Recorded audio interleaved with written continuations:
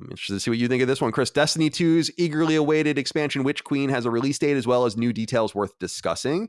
Players can purchase and download it for both PS4 and PS5 beginning on February 22nd of 2022. So the same day, right? A few days later of Horizon. God, all these games are coming out in the same week.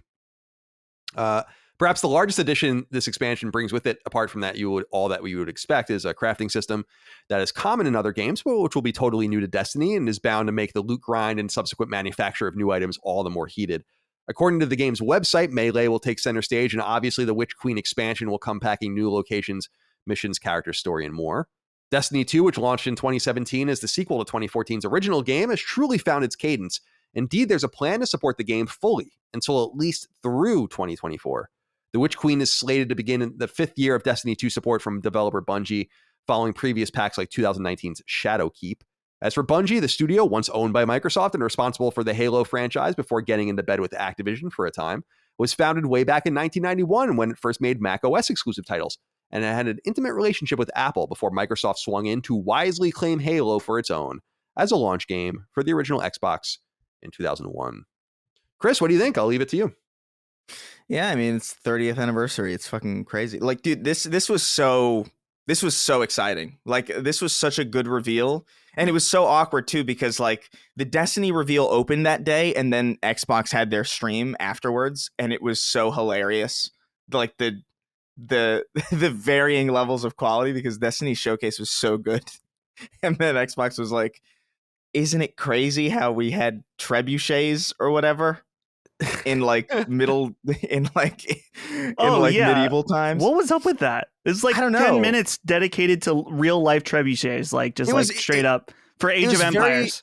Yeah, it was so bizarre because it was like, this is interesting, but like, why? This is a History Channel thing that I would watch like on my like, I don't know why you're doing this in the middle of a games thing, but yeah, no. So Destiny, like this is a very cool. This looks so neat to me. Like the story is ramping up, first off, which is like really exciting. The fact that there are Hive Guardians is insane, and that you could like reach out and like crush their fucking souls is awesome. That first person glaive weapon that's just like a glaive with a gun at the end of it is sick. It just looks fun. Like, it looks like they're having a great time making this thing. It looks like they're really passionate about it. It looks like they're adding all these like really cool features. I forgot to mention when I was talking about when I jumped into it earlier that crossplay is now a thing. So you can now jump between PC, Xbox, PlayStation, and it's all pretty seamless. Voice chat doesn't work cross-platform though. It's weird.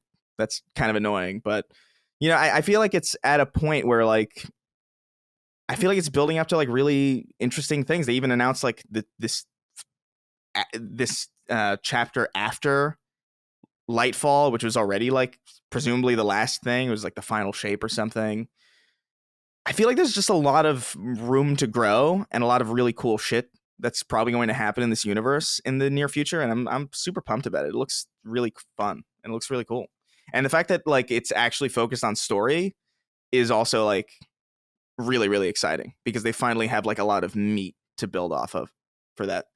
I see things like Destiny or World of Warcraft or whatever, League of Legends, just games that stay around for a while and have big audiences and are allowed to spread their wings and find, like you said, story and characters and ways to keep people engaged for many years at a time.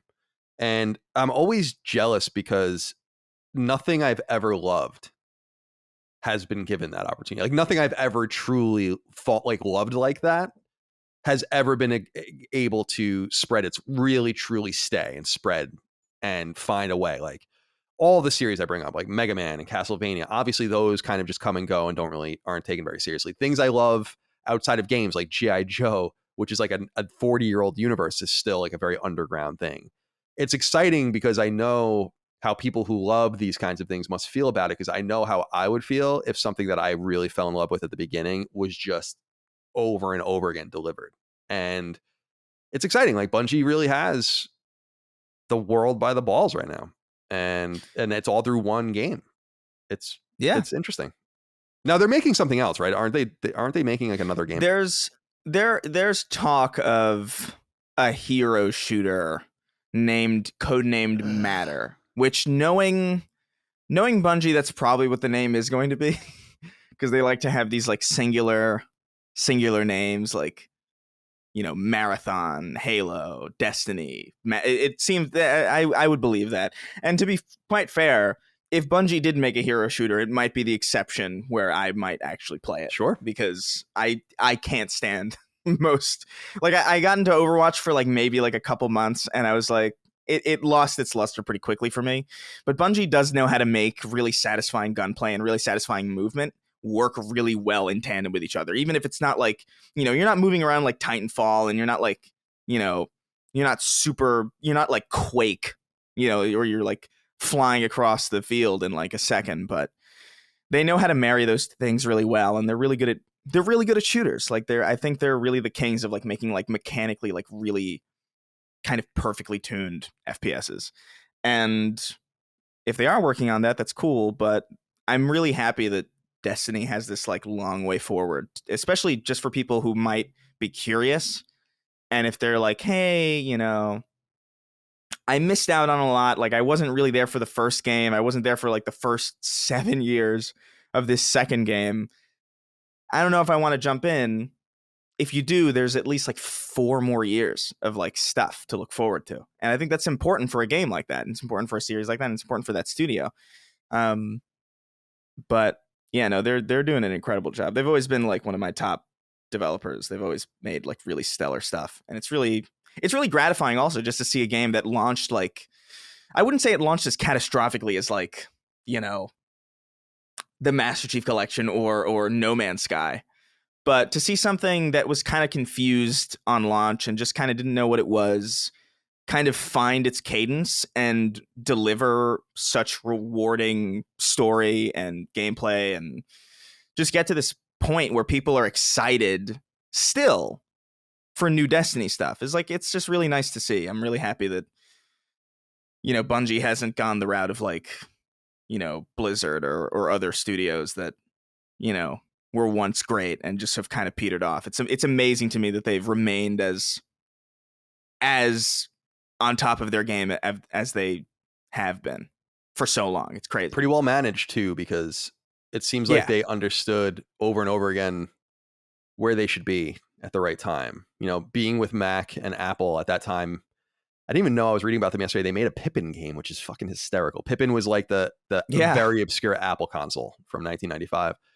And, you know, and then they moved over to Microsoft at just the right time. And then they got out of there at just the right time. And then they were with Activision, and then they got out of that at just the right time. It was, yeah. You know, and ever since they left Activision, man, it's literally just been nothing but, there have been like minor complaints about like weapon balancing and like the overall sandbox. But like, dude, like ever since they left Activision, it's been nothing but like great shit. Like Shadowkeep was pretty good. Beyond Light was pretty good. This next thing looks really awesome. Like they're killing it. And ever since they left Activision, the seasonal model has made sense, which is crazy, because you think that like a publisher would incentivize a seasonal model more, you know, just because it's like, hey, we got to get some, you know, skins in there. But it's like, we're leaving and now we'll make the good game. it's crazy. Yeah, it's fun. It is fun. It's an interesting thing to watch from the outside. I'm excited for Destiny fans. What do you make of it, Dustin, as let's say a more intermediate level player?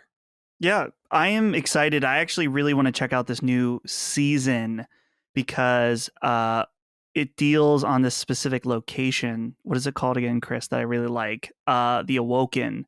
Oh, the Dreaming City? Dreaming City, which I always think is one of the absolute coolest locations that Destiny has made so far. So it's interesting. I'm curious to see what the really long-term plan is, because they've laid out this expansion, then the following, and the one after that. And that will conclude the Darkness and Light story, which, guys, let's be real.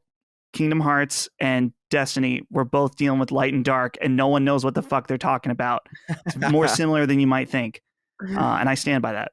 So I'm just curious whether at that point, are they going to continue to support Destiny only just with a new like phase 2 situation or like new overarching arc? Are they going to do like okay, we're actually going to do a new Destiny game at this point, which I know people would be maybe not happy with because they want to bring maybe you could bring your character along. I don't know.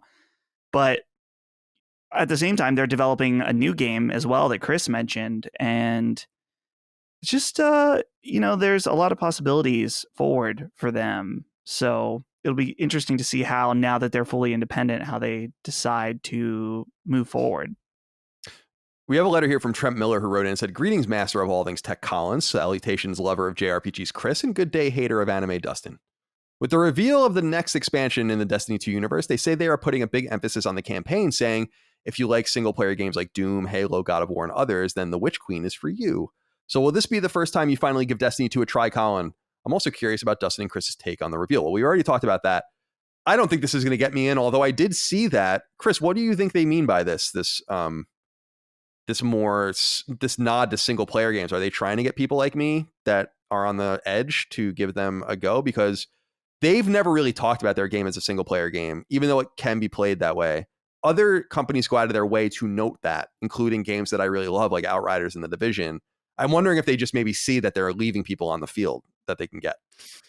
Maybe. I definitely think it's really weird. It's hard for me to talk about this because I actually know what's going on in the story because I pay attention to all these like weird like little like lore entries that are like there's a lot of stories that are like etched into the descriptions of guns, and it's like that's kind of, and like weapon pieces and like armor pieces, and it's like that's kind of how like you're meant to. It's almost Dark Souls-esque in a way where you're kind of meant to piece the story together. But there's also like, there's, ever since they left Activision, there's been more of a consistent effort to kind of tell cohesive stories through actual in-game dialogue and through like, cutscenes. And I have to imagine that what they mean by this is that there's going to be a healthy amount of cutscenes, and there's going to be a lot of story meat to sink your teeth into if you're not somebody who prefers to dig into like deep lore, or you don't want to have to rely on some YouTuber reading